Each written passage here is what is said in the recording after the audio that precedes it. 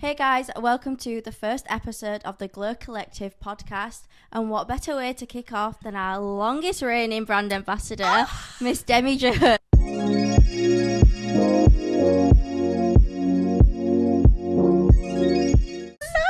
How are you? I'm so excited to be here. Like, I've been waiting for this moment for so long. It's been planned in a while. And I feel like this podcast is revolutionary. It's just giving. And Sophie's like the perfect presenter. So you're going to have fun listening to this podcast. You are a true brand fan. You actually won a social giveaway with us in 2019. How wild. So this is a whole year before I was on Love Island. Yeah. I was working 2 jobs trying to afford a new car. And I've been Sam Moritz obsessed like my whole life.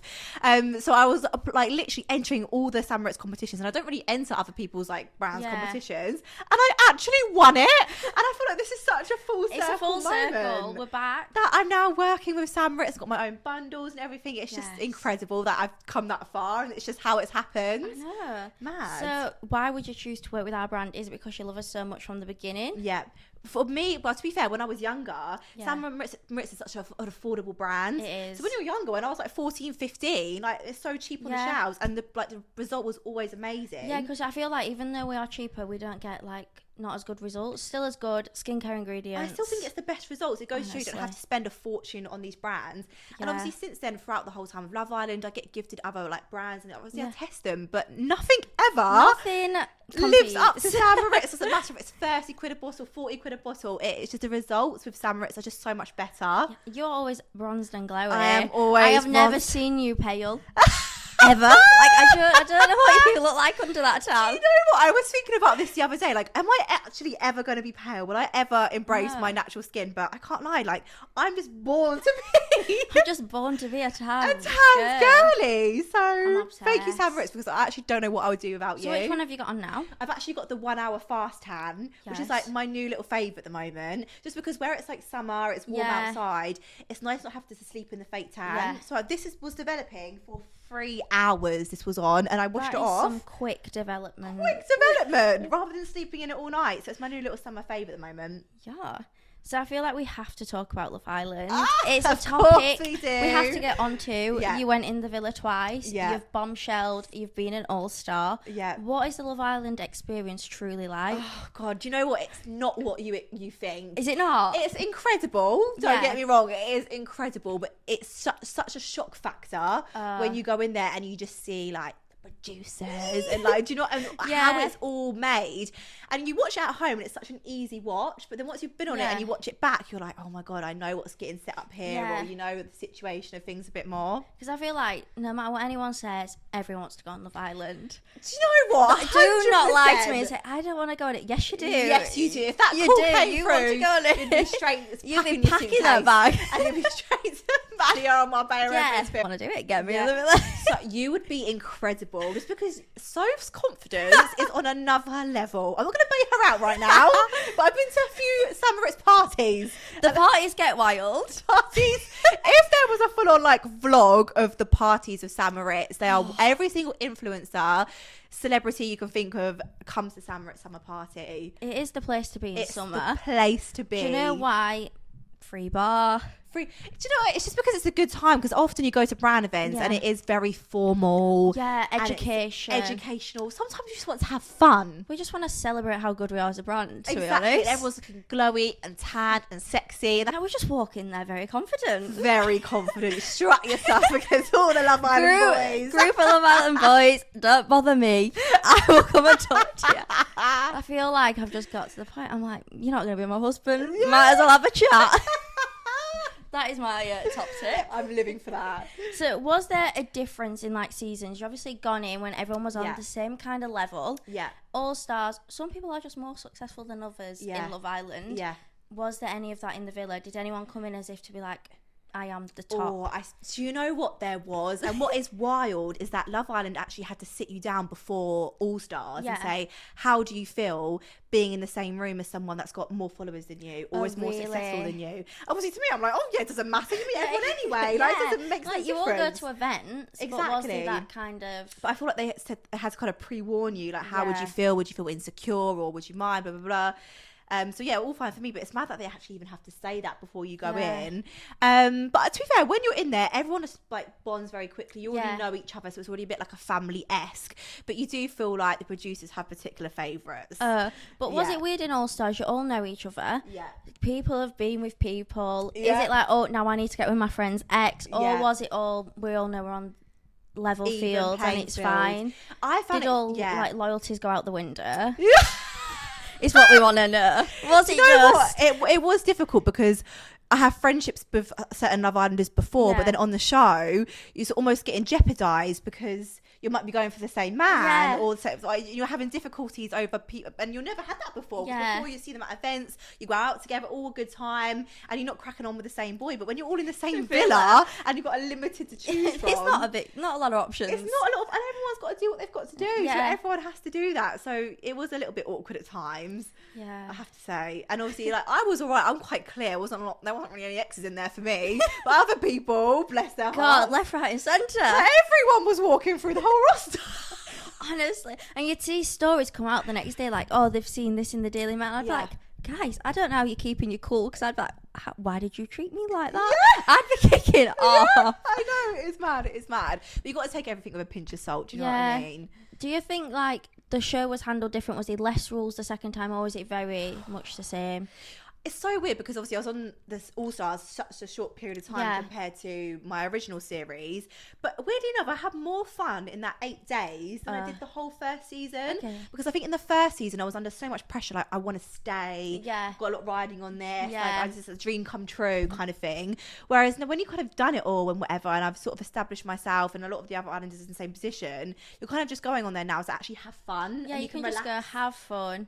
Relax a little bit. You're not worrying necessarily completely what decisions you're making, if they're the right ones. You're just doing it. Well, I was doing it because I wanted to do it. Yeah. Do you know what I mean? So would you say the second one was your favourite? No, first one was still my favourite. Why? Because I've been there longer. Yeah. And I don't know, too, I look back, I was like so cute and naive. Do you know what I mean? Yeah. Whereas this time round, you know, when we were in there, and you've done it all before, you know the little tips, the tricks, the games, the tricks. And also, you're not going to let people tell you what to do so much. You're like, no, actually, I'm my own person. If I want to do this, like, I shouldn't be told not to do that. Did you feel more pressure on one? Like, you're in the public eye, everyone's got an opinion, and I feel like at home's opinions really matter. Yeah. Did you then feel the pressure? Yeah, it was definitely more pressure for All Stars, because I think, oh my God, whereas before, I was literally like working in Primark, like I was just like, I had about 2,000 followers, I was private on Insta, so I didn't care necessarily, like, or I wasn't aware of what it was going to be like when I come out, what people thought. Whereas this time around, I'm thinking, oh my God, I've got to, like, people have an impression of what you're like before. And bless my mum's heart, she was always so worried, like, what if you go in and, you know, you get edited differently, or something happens out of your control and it changes your narrative. And it's a bit like, oh my God, it's like a risk of going back in there and risking like this sort of, you actually have got a career in the public eye, and we've got to keep that. So that was a lot of pressure, thinking, oh my God, I've got an expectation to live up to. I always thought, like, in the All Stars one, that, I don't know, for some reason, because it was All Stars, I always thought that they'd get better edits because like the Love Island royalty. But then I watched it and I thought, nah, throwing him to the wolves. I think All Stars were done dirty. I can't lie. I feel like you were literally thrown in with the wolves, and I feel like you felt probably a bit more protected. You think, oh, I'm round 2, the producers know me, the public know me, but at the end of the day, you do not know how you're being edited and cropped together, sentences cropped together, scenes cropped together or cut out. You don't know what is actually flowing. Do you have to reshoot scenes? Like, if you do something and you're like, oh, we didn't get that quite right, do you have to reshoot? Oh, GCC drama's coming out. I know, literally. So you're like, I forgot what I said. You were having a chat, whatever. The producer would come out maybe and say, look, actually, you haven't really developed on this, or can you talk about this a little bit more? And you kind of just have to repeat the same conversation but develop it. But then it's not as natural the second time round. No, I feel like I forgot what I've said. I know. I forgot my emotions. You feel like you're acting a little bit, oh God, what was I just saying? Oh yeah, blah, blah, blah, blah. And do they ever tell you to, like, hold stuff back? Because I feel like sometimes the drama lasts over 4 days. Yeah. And we all want to watch it because we're interested for them 4 days. But if I was actually there, I'd probably saw it out within an hour. So do they ever tell you, hold it? Yeah. So me and Liberty had the same problem, actually. So the first couple of days, I was subjected to a beanbag, right? And I was subjected to a beanbag. They said to me, every time I'd go to talk to a boy, let me know. No. And they literally, like, kept me in this corner and said, no, you're going to have rubbish chat, basically. We called it in there. So if there was too much going on in other different situations and the cameras couldn't cover everything, they'd expect you just to talk about your home life, stuff we can't really air, blah blah blah, so just to keep you preoccupied. But this one night I kept trying to get up to talk to boys. They would banish me back down, and the first night I let it slide. Okay, obviously they must be busy. The second day it happens again. So I didn't talk to anyone for 2 days. I was banished. 2 days wasted. And I actually spoke to the producers and I went, like, in the nicest way possible, like, why am I here? Because everyone else is cracking on, like, to the boy I want to talk to. So it's a bit of an unfair advantage. So what's going on? And then the next day I was allowed to talk to people again. But it's just mad that you're like that. And the same with Liberty. I think she had a situation with Mitch and she just wanted to talk to him to sort it out. And apparently they kept them separated for like almost 2 days. So they couldn't sort things out. So it's almost like things that would get sorted out quick, squashed. Gets elongated and exaggerated. They like the drama. And then did you have down days? We actually, to be fair, in All Stars we had quite a lot of down days, whereas in the first series it was all quite crazy, but in All Stars they're a bit more chill. Like every afternoon before we chill, we can have a nap if you want to. Nice. Then we had 2 down nights, a couple of takeaways, face masks. That's fun. And are you not with the boys then? We're separated, but we play like a few games together and whatever, but we eat together at like the takeaway and stuff, but we'd have to stay separated so nothing happens. No dramas. And do you sometimes forget the cameras are there? You always forget the cameras are there. Really? The only time you remember, like, you kind of remember where you are is when you're all sat around the fire pit and they have, like, you know, behind them's all like woods. That's where cameramen are hiding, and there's like there's men in there. And there's like sliding pieces of wood. So that's when you hear the door sliding and you think, oh god, there's a zoom in and close up of me right now, and you hear this is my side profile. That's the only time. That's a very dramatic situation, but any other time you forget. And then the recoupling speeches, are they filmed more than once? No, only if you don't give enough. So if you're a bit of a cop out and you're like, oh, I'm coupling up this person because they're nice, kind of thing, or like, oh, I like my friends, they're like, no, elaborate. Or if they know you've had an argument or it's not the person you wanted, they'd be like, right, elaborate, tell us why, like, who is it, or do you know what I mean? Do you pre-write your speech? No, because also you don't know what order it's going to be in, so you actually don't you not have an idea who you want to pick. But if you're not in that order, I was picked last to choose both times on All Stars. They did you dirty on All Stars. You weren't allowed to talk to boys or couple talk to anyone. I think they wanted me with Chris Taylor because both times I was the last to pick and I ended up with Chris Taylor both times. I think they were trying to. They were forcing that story. He wasn't interested. Well, that's a bit rude. Love you, Chris. You weren't, mate.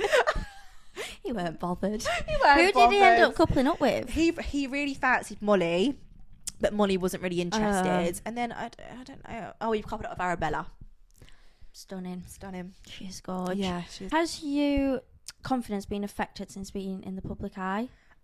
Definitely, because I feel like, again, before you don't care so much. I mean, you still care, every girl does, let's be honest. Like when you're young as well and growing up, you care about what you look like, what people think of you. But I think there's more pressure when you're in the public eye, because I would love to post more of just me, no makeup, or however I look in a bikini, but you know you're going to get trolled and it does affect you. And you can say, oh, it doesn't, and most of the time it doesn't. But if I post a video, and I'm quite lucky, I don't tend to get it, but every now and then you get a bad egg, and it once one person comments, it opens up floodgates, and then people like jump on it because they think it's funny or whatever. And it does get to you, and it like sticks in your head, so then it deters you from doing certain things. Yeah, and I feel like even if you got loads of good comments, that one bad comment would be the one that you focused on. Yeah, 100%. And one, this is actually wild, which is actually quite deep. But I remember a couple of years ago, after my cancer, I put on quite a lot of weight. And I posted a video, the first video I felt good in since all my treatment and everything. And someone put in capital letters, "Stop eating," right? And I swear to God, sometimes when I'm going through like a phase thinking, oh my God, I feel really piggy, or I reach for something in the fridge, I swear to God, I think of that comment. It's actually like ingrained in my head. I don't know what goes through like someone's mind to comment something. Like, who's got the time of day to be that nasty? I would never do that to someone. Like, get a hobby. Get a grip. You've got more confidence with age. Yeah. Like, do you think you're just like, I'm okay, I don't 100%. People's opinions. You know what the difference is? I've noticed it recently, actually. When I first came out the villa, whenever I had to sort of like I wanted to do a makeup tutorial, I would never start with no makeup. Oh, really? I'd always start with like a skin tint or something, do you know what I mean? Or like fill my eyebrows in or whatever, because I could have hated my natural skin. Whereas now, like my most recent videos, I'm like, do you know what? I don't care anymore. I'm there literally full on, no makeup, whatever, straight up doing the tutorials. Because we've seen you with no makeup. We've obviously done photo shoots, so you got your makeup done. Yeah. And we always like, you are so naturally stunning. Like, we say it all the time. Honestly. So I think you should be confident. Do you have any top tips for keeping up the self-love? Oh, keeping up the self-love. Yeah. My mum has always said this to me. She says, what did she say? Oh, if they don't know you personally, don't take it personal. And I feel like that's such a big thing. I feel like you don't know me or whatever, then I shouldn't have to take what you're saying personal or like your opinions or worry about what I look like to other people. So I think self-love comes a lot from within, being positive, being happy. I know it's cringe, but it's actually true. Very true. It's true. I feel like it's all about being within, kind words to yourself. Exactly. If you're happy and you're confident within yourself, you won't be insecure or relaying that onto other people. You'd be happy and you've spread the energy. I feel like everyone has bad days. Of course. And that is fine. Yeah. But we just have to pull ourselves together. Together, my honeys. Yeah. Absolutely. Get your glow on and you'll be back fine. Get the glow on, get the Samaritz. But the Samaritz actually affects my confidence, genuinely. I have to have tan on. I have to have tan on. If I do not have tan on, it just makes me feel like a different person. Do you ever try an outfit on and think, once I've got my tan on, it'll be great? Or like recently, I've just been a bit lazy, or like I'll get a package through late at night and I think, okay, I'll quickly try it on, like no makeup. But then when it got the tan on, you think, bloody hell, I'm a supermodel. Bloody hell, I'm a 10 out of 10. Who's this? Honestly, I think my mum and dad think I'm crazy. I walk downstairs and I'm like, wow, I look great. What do you think? I look great. Don't even tell me. Don't even look at me.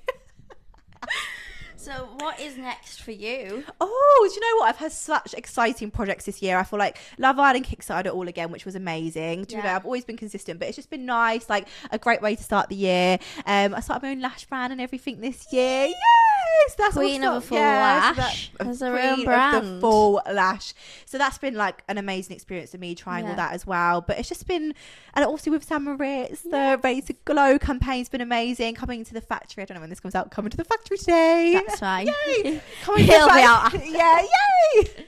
And just doing all our projects this year, Superdrug Presents, the branch, then coming to the factory and seeing it all and having like your name on it. It's such like a full circle moment. So final question. Yep. Who would be your dream guest on this podcast? Ooh. Oh, that's a difficult one. Okay, I know. But I don't know if she uses tan. Okay. But it would obviously be Nicki Minaj. I knew you would say Nicki Minaj. Listen, we have contacts. I don't know if I can reach Nicki Minaj, but I'll try. Imagine Nicki like rapping a little bit of Samaritz and her lyrics. Like, oh my god, she needs to drop us in a bar. Drop us in a bar. A little jingle for the start of the podcast. Glow while you're on music video. Yeah, glow. Oh, imagine that. Yeah, we'll be anaconda in our glow oil. That's what we need. That is what we need. I mean, okay, but yeah, I don't know. Yeah, I think Gemma Collins would be great on your podcast. Oh, that's a good one. That's a good one. GC. Just because she's hilarious and she just says it how it is. Yeah. Do you know, can I tell you something quite funny? Go for it. I've met Gemma Collins a few times now, and I went to the Barbie premiere thing with my best friend, and apparently I met her with my best friend. I walked off and she turned around to my manager and went, "Oh, Demi's so lovely, blah blah blah blah." Like, "Oh, is that a girlfriend?" And my manager was like, "No, that's her best friend." She was like, "Oh, I thought she was a lesbian." So Gemma Collins thought I was a lesbian. That is gonna be the title of the video. That clip right there. Thanks for that, Demi. No problem. You make my job so easy. Oh dear. Is she nice? She is amazing. So lovely. I've only met her briefly, but she's always so kind, so chatty. Like, generally asks how you are and is interested. She's just lovely. I feel like what makes Gemma Collins so good is she did reality TV, got into social before influencing was a thing.